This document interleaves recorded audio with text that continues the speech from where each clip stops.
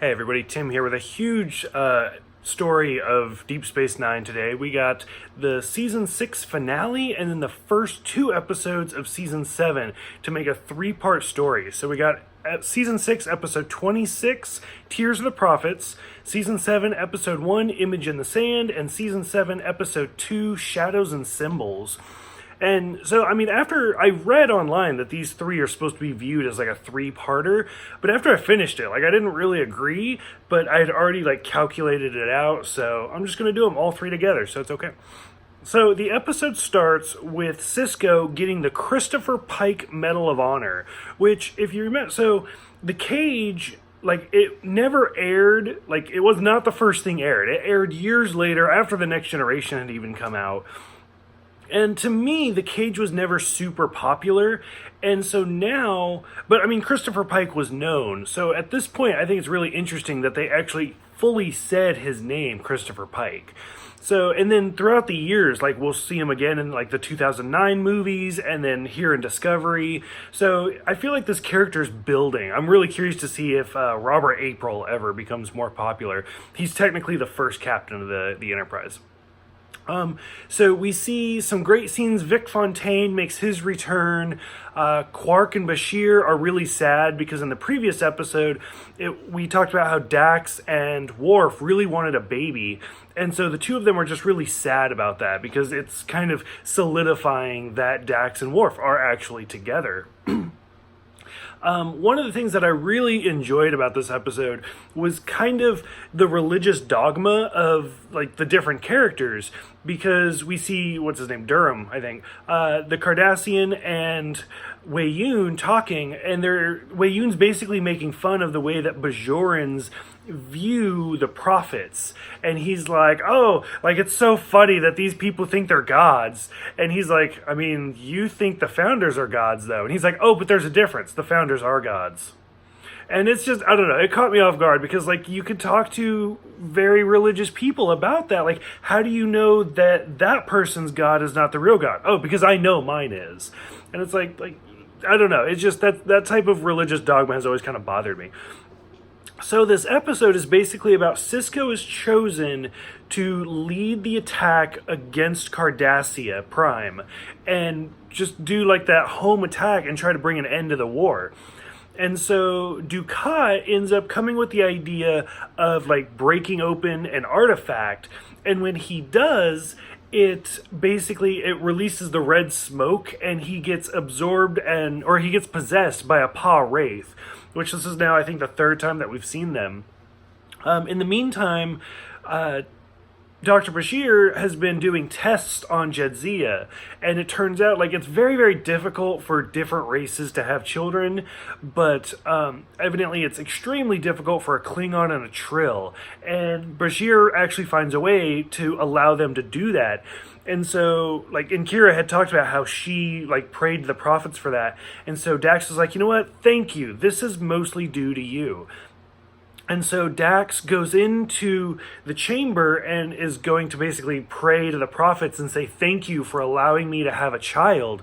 And when she does, Dukat just appears, he like beams in and kills Jadzia, or he attacks Jadzia. Now, like, I understand why they did that, and the actress wanted to leave the show, and I get that, I 100% understand.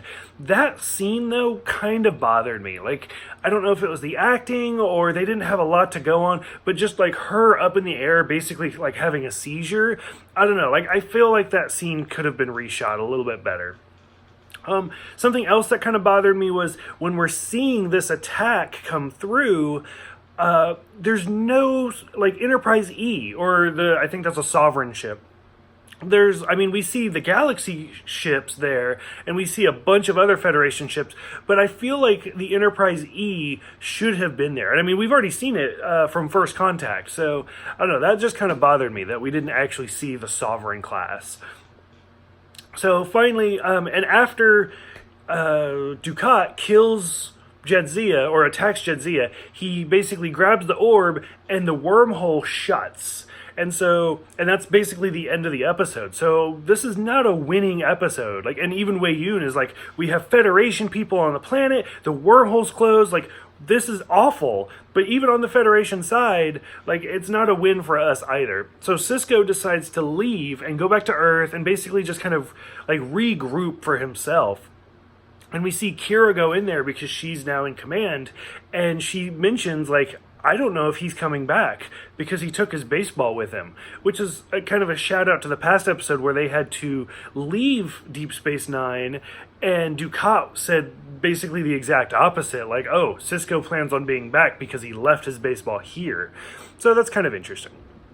From here we go into part 2, where it's now been 2 months. Kira is still in charge of Deep Space Nine, and she is now promoted to Colonel. And we now finally see Worf really grieving for Jadzia. Because, I mean, granted, they were only married for, like, not a very long time, but they were together for a long time, for a couple years, and they did have good chemistry. And he goes to Vic Fontaine's bar and basically tells him to play the song, and Vic's like, I don't know if that's a great idea, and Worf's like, do it. And then he just destroys the bar because he's in mourning. And I understand. Like, I've been married for 8 years. And, like, if I just came home the next day and my husband had been murdered, like, I don't even know how I would cope. Like, it's a very difficult scene to really watch it and process it. Meanwhile, Sisko is on Earth working with his dad. And which I believe this episode and the next episode are the last time we actually see Joseph Sisko. And Sisko, or Benjamin Sisko, is basically, like, he's also kind of in mourning, where he doesn't really want to do anything. He's just cleaning clams and playing the piano and stuff like that. Finally, he does have a vision of a woman. He's digging in sand and a woman's face appears, and he doesn't really know how to figure out what that means. We end up realizing that it's actually his mom, but that's getting ahead of myself. There's a whole subplot about Kira and the Romulans that I really didn't care about. Like, I mean, we got a 3-part story. If you had taken that whole middle part out, probably could have condensed it down to 2, and it would have been totally fine. And the episode, part 2, ends with a young woman walking in and introducing herself as Dax. And that's the end of part 2. Like, there's not a lot for part 2. I don't know. And then for part 3, like I said, there's a lot to go on with this. We finally learn about Ezri Dax. She was one of the Trill that were on board when they were trying to save the symbiote of Dax. Or no, yeah. Symbiote. No, the symbiote. And because Jadzia the host had died, so they were trying to save the symbiote and get it back to the Trill homeworld, but it was starting to die as well. And she was the only Trill on board, so basically she got voluntold to become the new host. And they implanted it into her. And she says, like, she had never planned on being a host, which is kind of going back to some of the previous Dax episodes where very few of the Trill population get hosts. And Ezri never wanted to be a host. Like, she was totally fine just being her own person. And by the time they got back to the Trill homeworld, like, it was too late. They had fully integrated, and this is who she is now.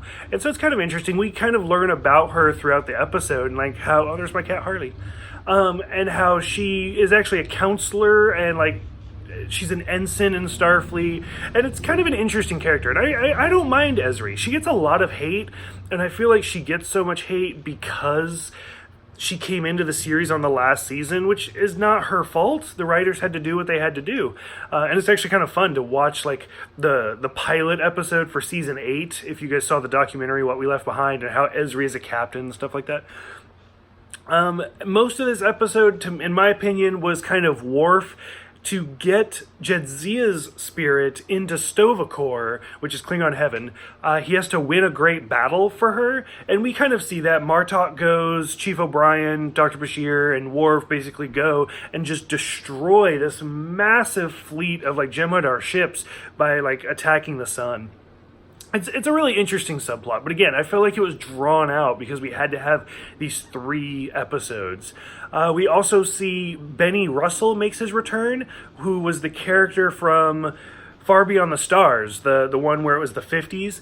So evidently he has, like, gone back to an insane asylum, and Durham is there, the Cardassian, makes his non-Cardassian makeup appearance as one of the doctors. And it's kind of interesting, but Far Beyond the Stars was such a big episode and it was so impactful.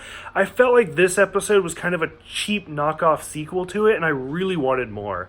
But it is what it is. And throughout the whole episode, like, it's just about the Doctor trying to get him to paint over his stories, like erase them.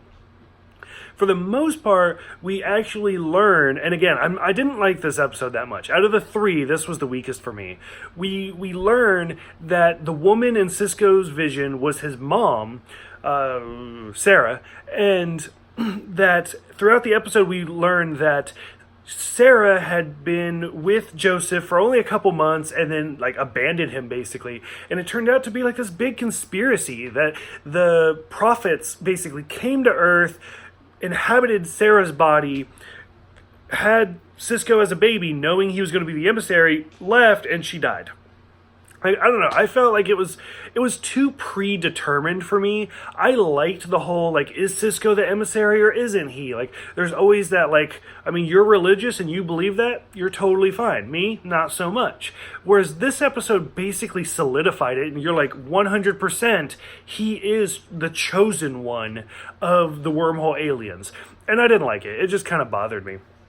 But he ends up freeing that one, and it reopens the wormhole, and everybody kind of lives happily ever after. So Jake and Sisko and Ezri decide to go back to Deep Space Nine because to celebrate this victory, and that's basically how the episode ends, with Ezri walking very quickly past Worf saying, "We need to talk," and the end.